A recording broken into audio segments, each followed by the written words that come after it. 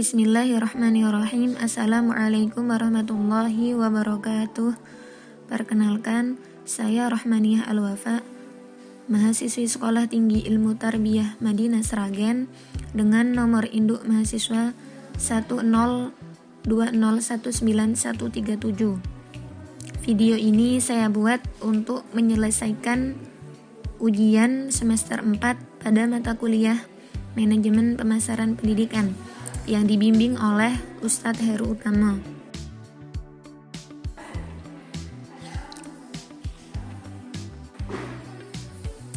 Sebelum itu, kita harus mengetahui apa itu strategi pemasaran.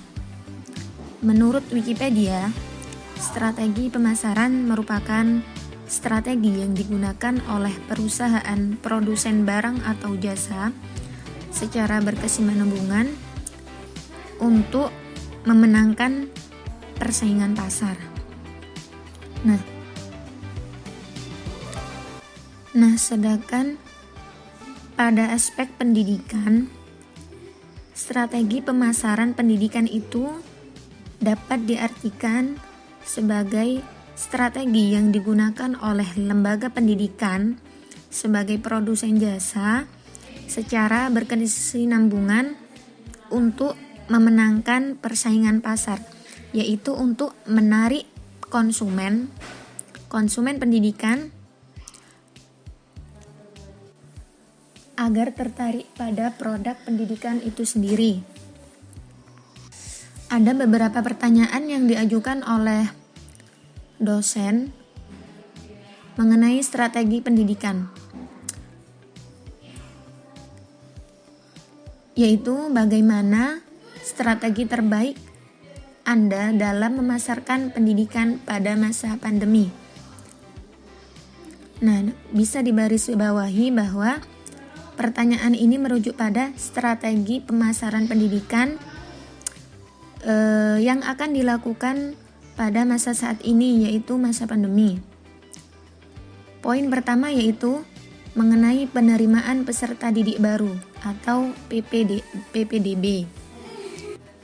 Hal yang harus dilakukan pertama kali dengan adanya agenda PPDB ini yaitu membentuk panitia khusus untuk menangani penerimaan peserta didik baru ini, terutama difokuskan kepada bagian humas, yaitu hubungan masyarakat. Bagaimana dia mengenalkan atau bagaimana dia memberikan informasi kepada masyarakat, kepada lingkungan, bahwa lembaga itu telah membuka penerimaan peserta didik baru.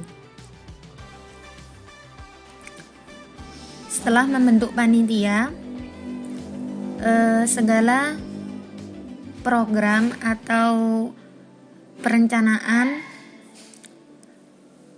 telah disusun dengan baik. Kemudian pada actionnya,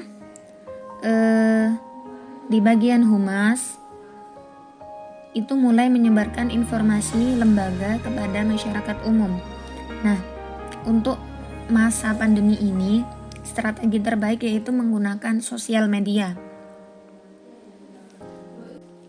Jadi kita bisa share brosur yang telah dibuat pada akun-akun sosial media seperti Instagram, WhatsApp, Facebook, dan lain sebagainya. Kemudian pada brosur harus tertera apa saja program-program yang ada di lembaga, kemudian keunggulan program lembaga itu daripada lembaga yang lainnya.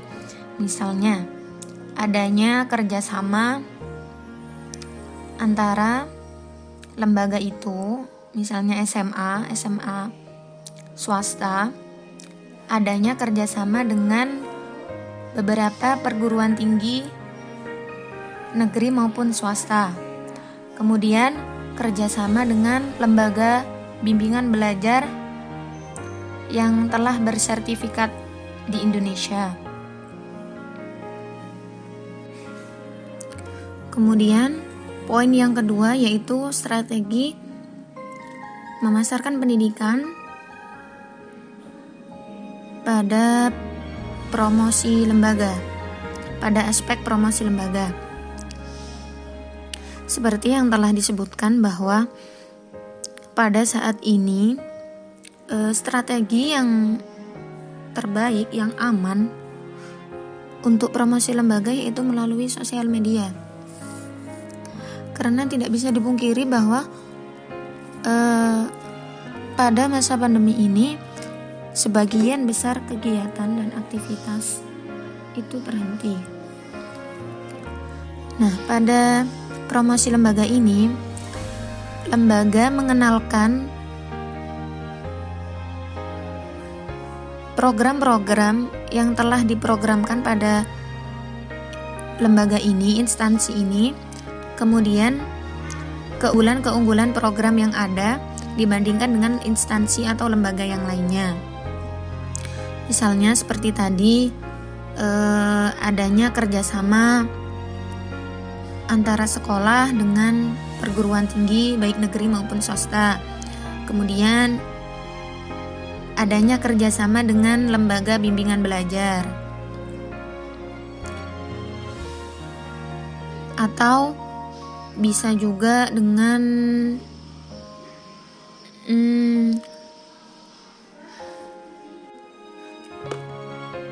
beasiswa internasional yang mungkin untuk saat ini sudah banyak sekali perguruan-perguruan tinggi di luar negeri yang membuka beasiswa bagi mahasiswi dari luar negeri itu.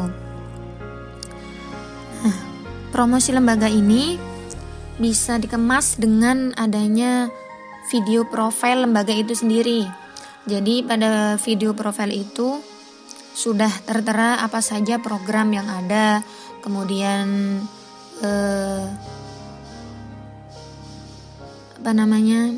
keunggulan-keunggulan yang ada itu sudah harus tertera pada video profil itu sendiri. Kemudian yang kedua, promosi lembaga itu bisa dilakukan dengan memberikan fasilitas terbaik kepada konsumen. Misalnya di sebuah sekolah itu didirikan hall. Nah, biasanya kan sekolah-sekolah yang lain mungkin masih banyak yang tidak memiliki hall atau ruang pertemuan besar. Jadi keunggulan-keunggulan ini bisa menarik konsumen untuk tertarik pada lembaga tersebut. Selain itu adanya masjid, misalnya masjid yang besar. Nah, dengan masjid ini mungkin wali dari murid bisa berpikiran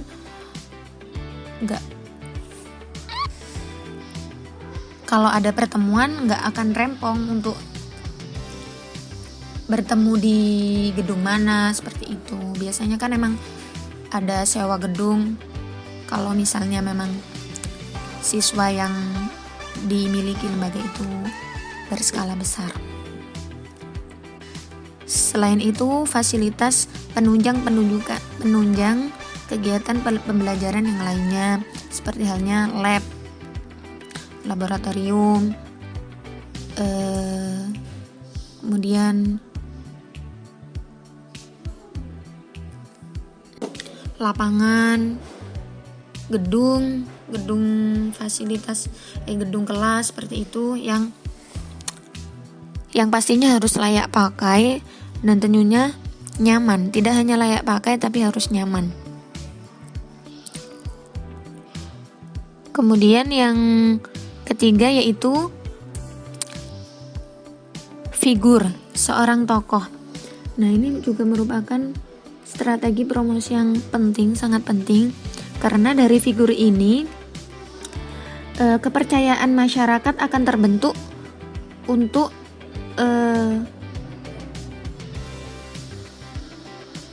bergabung dengan lembaga ini, untuk menyekolahkan anak-anaknya kepada lembaga ini.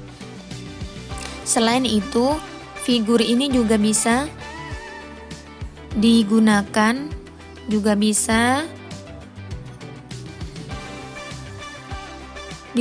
pada penerimaan peserta didik baru, strategi pemasaran penerimaan peserta didik baru.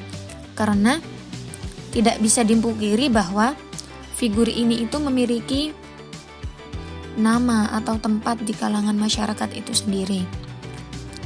Jadi akan lebih cepat tersebarnya informasi mengenai lembaga pendidikan itu. Kemudian yang keempat yaitu kegiatan humas dan pencitraan lembaga. Misalnya mengadakan lomba-lomba yang bisa diikuti oleh masyarakat luar. Yang dimaksud misalnya di lembaga itu memiliki kegiatan pramuka. Nah, kegiatan pramuka ini pasti dari tingkat SD sampai tingkat SMA itu setiap sekolah memiliki gugus depan masing-masing. Contoh, sebuah SMA, lembaga ini bukan SMA. Nah, lembaga ini pada organisasi pramuka, yakni untuk tingkat SMA yaitu Dewan Ambalan, itu mengadakan sebuah lomba pramuka, misalnya pioneering, baris berbaris, yel-yel, atau aspek pramuka yang lainnya yang diikuti oleh siswa tingkat menengah pertama. Nah, ini merupakan salah satu promosi yang baik juga karena dari lomba ini siswa-siswa yang mengikuti kegiatan lomba akan mengetahui mengenai sekolah SMA ini. Apalagi apabila sekolah memiliki citra yang baik di masyarakat, itu akan sangat membantu.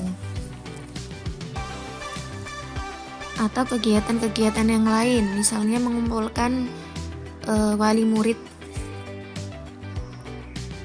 angkatan. Jadi ada kegiatan parenting akbar seperti itu, tentang penyuluhan atau hal-hal yang lain yang berhubungan dengan parenting. Namun kita selipkan di situ promosi lembaga tersebut. Dan tidak kalah penting dari promosi lembaga yaitu peran dari alumni, yaitu output dari lembaga itu sendiri. Nah, apabila memiliki alumni yang tingkat loyalitas dan solidaritas terhadap lembaga tinggi, maka alumni ini juga bisa membantu dalam promosi lembaga. Atau alumni ini memiliki prestasi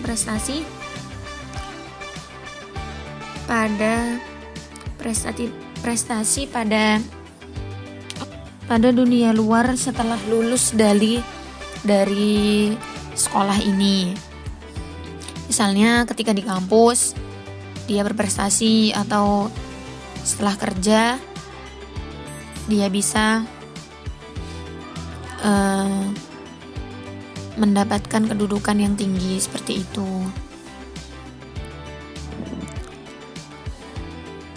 Kemudian yang ketiga yaitu penjaringan relasi. Penjaringan relasi bisa menggunakan wali santri atau wali murid, kemudian alumni, kemudian figur seorang tokoh. Tidak dipungkiri bahwa figur seorang tokoh itu bisa membentuk jaringan relasi itu sendiri untuk lembaga itu sendiri. Nah, kalau dari wali murid, misalnya hubungan antara wali murid dengan ustadz-ustadzah baik, memiliki hubungan yang harmonis, maka tidak bisa dipungkiri dari wali santri itu sendiri akan memiliki kepuasan terhadap lembaga di mana anaknya bersekolah. Nah, secara tabiat akan memunculkan sikap loyal dan solidaritas terhadap lembaga itu. Terutama apabila program-program yang telah dilaksanakan pendidikan itu, yang telah dirancang pendidikan itu berjalan dengan baik, sukses, lancar. Nah, ini akan memberikan kepuasan tersendiri dari wali murid itu sendiri. Mungkin itu saja yang bisa saya sampaikan. Wal akhir, assalamualaikum warahmatullahi wabarakatuh.